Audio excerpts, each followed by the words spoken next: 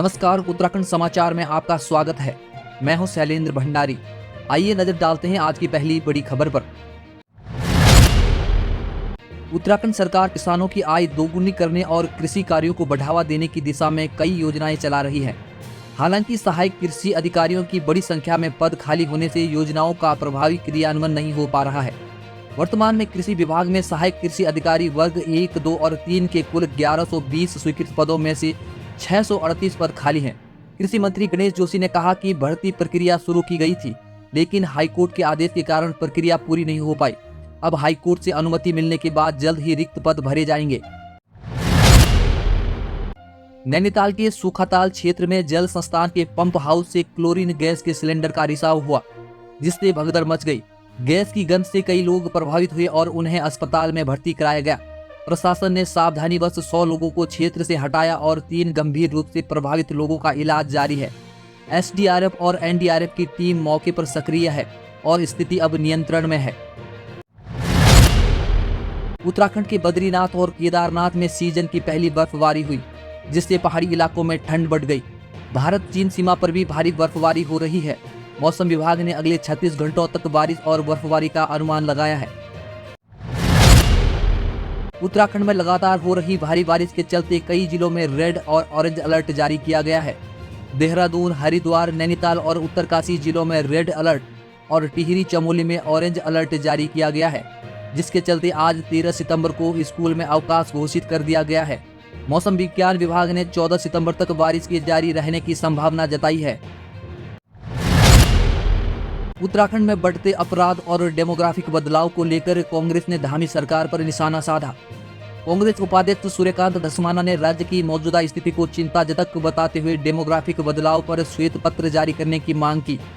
उन्होंने राज्य में अपराध और भ्रष्टाचार पर कड़ी कार्रवाई की मांग की। हल्द्वानी में स्वामी राम कैंसर अस्पताल के विस्तार को केंद्र सरकार ने मंजूरी दे दी है।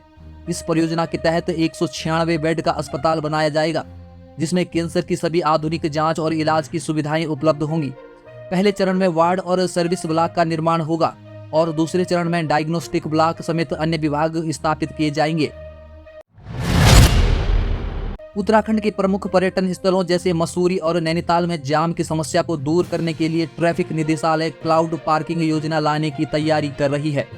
इस योजना के तहत पर्यटकों को उनकी गाड़ी पार्किंग में लगाने के लिए ड्राइवर उपलब्ध होंगे, जिससे जाम की समस्या कम होगी। पौड़ी के बाल सुधार गृह में 17 वर्षीय किशोर ने सुसाइड कर लिया, जिससे सुरक्षा व्यवस्था पर सवाल खड़े हो गए हैं। किशोर पॉक्सो एक्ट के तहत आरोपी था और पिछले जून से सुधार गृह में था। पुलिस और प्रशासन ने घटना की जांच शुरू कर दी है और हर एंगल से मामले की पड़ताल हो रही है। चंपावत के न्यायिक बंदी गृह से दुष्कर्म का आरोपी शंकरलाल फरार हो गया। पुलिस ने आरोपी का पोस्टर जारी कर जनता से अपील की है कि कोई जानकारी मिलने पर तुरंत पुलिस से संपर्क करें। आरोपी की तलाश के लिए पुलिस की टीम सक्रिय है और उसकी भागने की परिस्थितियों की भी जांच कर रही है। पूर्व मुख्यमंत्री हरीश रावत ने हरिद्वार में ज्वेलरी लूटकांड के खिलाफ विरोध मार्च और मौन उपवास रखा। उन्होंने पुलिस को चेतावनी दी कि यदि 11 सितंबर तक मामला सुलझा नहीं तो 12 सितंबर को देहरादून तक विरोध प्रदर्शन किया जाएगा। उन्होंने हरिद्वार में कानून व्यवस्था की विफलता पर नाराजगी जताई। नैनीताल में 3 डेंगू मरीजों की पुष्टि होने के बाद स्वास्थ्य विभाग को अलर्ट पर रखा गया है। मरीजों का इलाज हल्द्वानी के 20 अस्पताल में चल रहा है। डेंगू के बढ़ते मामलों को देखते हुए अस्पताल में अतिरिक्त वार्ड बनाए गए हैं और प्राइवेट अस्पतालों को भी तैयार रहने के निर्देश दिए गए हैं। कैबिनेट मंत्री सौरभ बहुगुणा ने बिना उनकी जानकारी के विभागीय तबादलों और प्रमोशन पर नाराजगी जताई। उन्होंने अधिकारियों को निर्देश दिया कि भविष्य में बिना सूचना के कोई भी ट्रांसफर आदेश स्वतः निरस्त माना जाएगा। यह कदम कार्यप्रणाली में सुधार लाने के उद्देश्य से लिया गया है। उत्तराखंड में प्रधानाचार्य पद की सीधी भर्ती को लेकर शिक्षक संघ का आंदोलन जारी है। शिक्षकों ने क्रमिक अनशन जारी रखा है और कार्य बहिष्कार की तैयारी में है। शिक्षा विभाग के लिखित आदेश के बावजूद शिक्षक आंदोलन समाप्त करने को तैयार नहीं हैं और सरकार से बातचीत की मांग कर रहे हैं। सीलाकुई में हुए इमरान हत्याकांड में फरार चल रहे 2 आरोपियों को पुलिस ने गिरफ्तार कर लिया है। आरोपियों ने चोरी के इरादे से घर में घुसे इमरान की पीट कर हत्या की थी। पुलिस ने आरोपियों को कोर्ट में पेश कर जेल भेज दिया है। नैनीताल में तेज बारिश के चलते नैनी झील का जलस्तर 10 फीट से ऊपर जा चुका है, जिससे प्रशासन ने झील के गेट खोल दिए हैं। जिले में कई ग्रामीण मार्ग भूस्खलन के कारण बंद हो गए हैं। सुरक्षा की दृष्टि से जिलाधिकारी ने स्कूलों में छुट्टी घोषित कर दी है और लोगों को सतर्क रहने की सलाह दी है।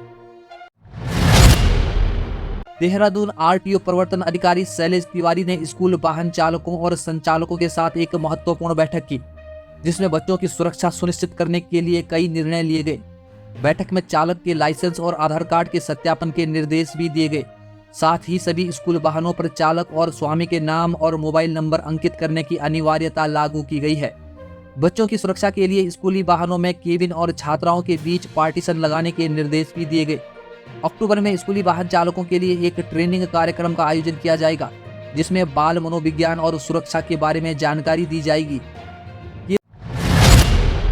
केदारनाथ धाम की चोटियों पर सीजन की पहली बर्फबारी दर्ज की गई, जिससे तीर्थ स्थल में ठंड का प्रकोप बढ़ गया है। प्रशासन ने यात्रियों के लिए अलाव की व्यवस्था की है और तीर्थ यात्रियों को गर्म कपड़े साथ लाने की सलाह भी दी है। लगातार हो रही बारिश के कारण यात्रा मार्ग में भी बाधाएं उत्पन्न हो रही हैं, जिससे सुरक्षा बलों की तैनाती की गई है। उत्तराखंड माध्यमिक शिक्षा विभाग में लीलाधर व्यास को माध्यमिक शिक्षा निदेशक नियुक्त किया गया है। इस फैसले के साथ विभाग में लंबे समय से चली आ रही अस्थिरता समाप्त हो गई।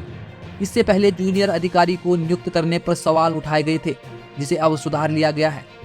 उत्तराखंड पूर्व सैनिक कर्मचारी निगम ने पूर्व सैनिकों को विदेशों में रोजगार के अवसर प्रदान करने की तैयारी शुरू की है। हर साल लगभग 1000 पूर्व सैनिकों को विदेशों में नौकरी के लिए भेजा जाएगा।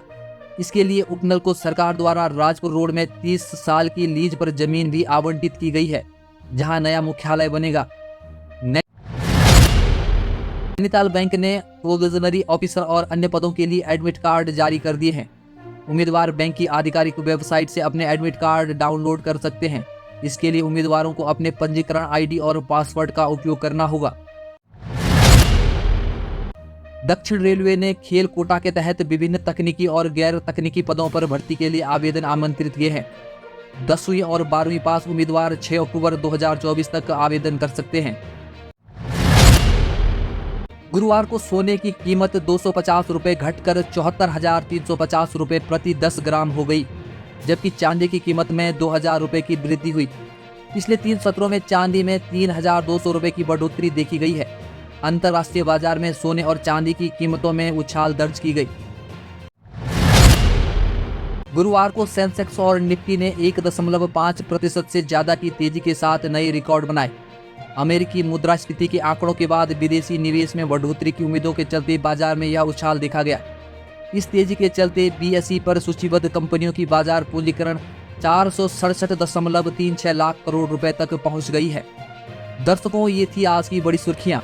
उत्तराखंड की ताजा तरीन खबरों और नौकरियों की सूचना सबसे पहले पाने के लिए ओहो न्यूज को अभी सब्सक्राइब करें और वीडियो को लाइक और शेयर भी कर दें। मुझे दीजिए इजाजत, नमस्कार।